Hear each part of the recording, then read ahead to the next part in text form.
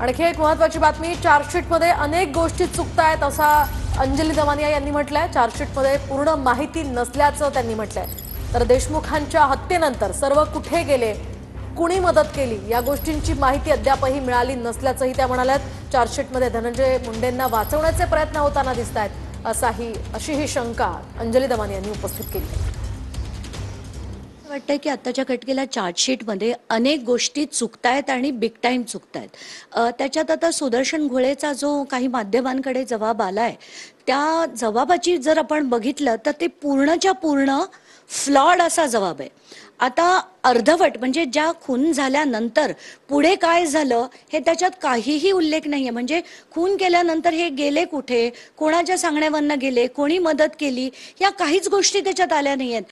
वरनं सातपुडा बंगल्यात याची खंडणीचा आरोप झाला, 3 कोटी मागितली गेली, 2 कोटीत व्यवहार ठरला आणि तिथे अवादाचे जे तंबोळी म्हणून होते, 2 सुनील शिंदे होते, नंतर कराड होते, यांच्या कोणाचीही स्टेटमेंट नाही, याचा कुठलाही उल्लेख चार्जशीटमध्ये नाही।